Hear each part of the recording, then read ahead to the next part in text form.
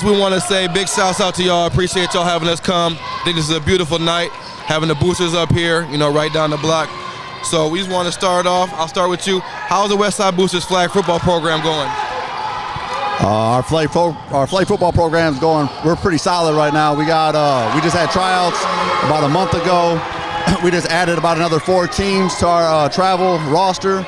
We got probably the best organization, to be honest, in the state for travel football. One of the best in the Midwest. We travel all over the country. Took top 6 in the Junior Olympics just this past year for one of my teams. Plan on going down to Worlds in February, trying to win that. We've won the Worlds already about 4 years ago. So we're just trying to kind of duplicate what we've been doing up here. And no, it's growing though. Our flag football, it's Westside. But we go under Jay Sizzle, Jalen Suggs, big Westside Booster alumni, helps out with a lot of the stuff. So we use his name with the Westside Booster as an umbrella. Question for you, Bob. How long have you been the president here, and what's the Westside Boosters mentoring program? How's that going for you guys? I've been, I was the president from 2021 to 23, and now I'm actually the executive director for the last 2 years. As far as the mentoring program, I try to do something a little bit different with these kids because it can't just be about sports. So with the mentoring program, we're doing college visits. We're doing, I just brought kids to the Capitol, trying to show them a different way. Everybody might not go to college, so if you don't go to college, there's other ways to be successful. We had the trades come in. I had the Navy, the Army come in. If you want to be a police officer, I had the police department, the sheriff's department come in. And I'm still, every other month, we go visit another college, just trying to open the eyes for these kids to be successful. Opportunities for these kids to get jobs. Everybody doesn't want to do sports, and I get that. And I just don't want to save the kids that want to do sports. I'm trying to, figure out a path for all the kids in the community. You know what I mean? And this isn't just a Westside thing. I take all kids that want to be motivated on a positive note. I'm sick of seeing all of our kids going to prison for dumb things by not having the right leadership. A lot of kids that we're dealing with, sometimes it's both their parents that are not around, or a lot of times the dads aren't around, and they need leadership. They need positive leadership because a lot of things they're not getting at home at times, or we're just helping moms as well. So that's big that the Westside Boosters try to do as coaches. Just try to give life lessons for these kids. And we got a group of kids of about 60 kids right now. Right now we're working on a toy drive. 2 weeks ago we just taught them how to make pies, so I'm just changing the game up a little bit. Yeah. So if we can keep growing on that, and if anyone ever has some ideas, shoot us of different things that we can take the kids. I talk to Mall of America, we do that. We take them to the movies, Valley Fair. I'm just trying to just keep them busy. The more kids are busy, the less time they got in the street. So if we can keep doing stuff like that, I'm all for it. Yeah. For sure. So I know you said you're going out and traveling and going to different states. I wanted to know, is there 2 different leagues? Are you guys just all traveling? Is there in-house? And then also, when does that next season start so we can come catch a game?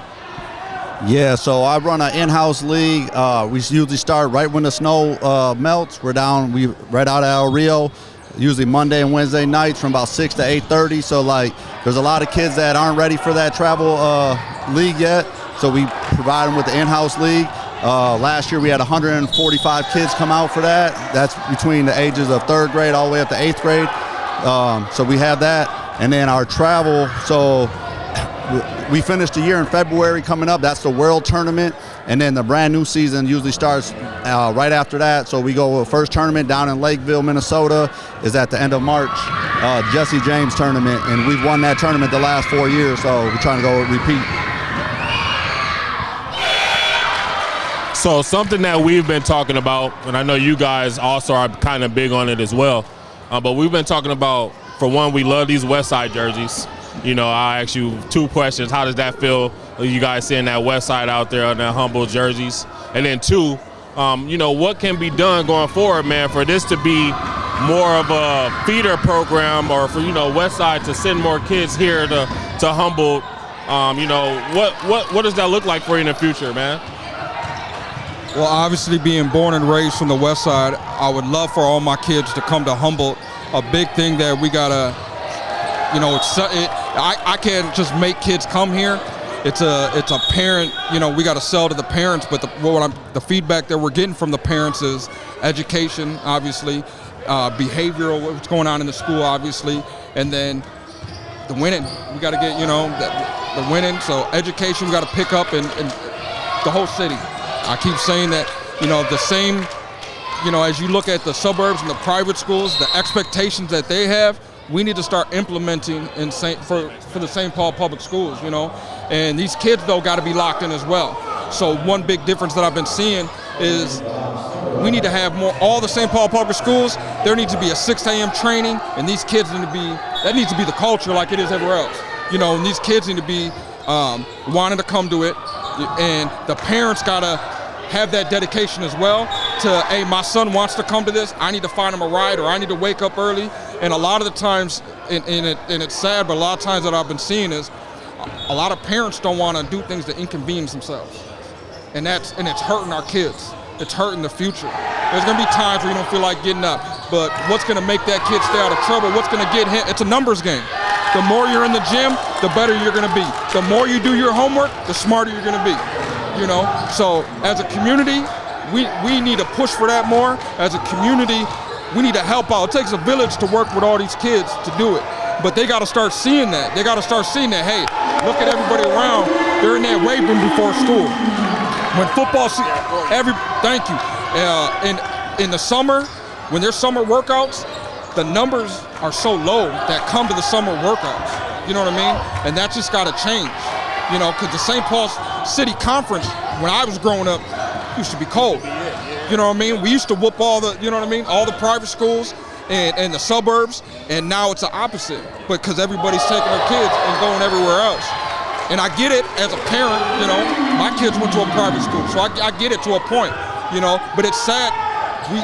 I'm all for it, and whatever push we got to do, let's get these St. Paul public schools back on the route that they used to, and we can start whooping up them private schools. We can start whooping up. I want them to expect more, just like you said. I want people in St. Paul to also expect winning, to be a part of your history. I'm proud to be from St. Paul. So you can't hear me up. I'm very proud to be from St. Paul. I rep it everywhere I go, any state I go. I'm from St. Paul, Minnesota. So I don't know if that's something that we've lost, with the younger kids or some of the parents, like you said. But another thing I also wonder, because I know I didn't see it too much myself, and you guys may have seen it differently. How much do these coaches kind of need to tap back in with the rec centers, man?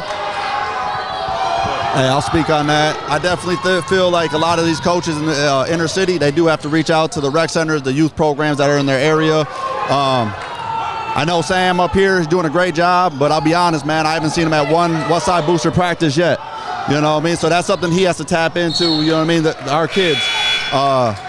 We have, other areas that are asking for these kids, you know what I mean? Especially on the football side of things. Westside Booster is really big in football, been around for 55 years. So we have, the Similes, the Cretans, the St. Thomas's, South St. Paul, reaching out to me and Bob. Yep, come to our games. Hey, what can I do for a practice? Can I run a clinic for you guys? They're all on board, you know what I mean? Hey, we want to set up a tour for your kids to come and check our schools out.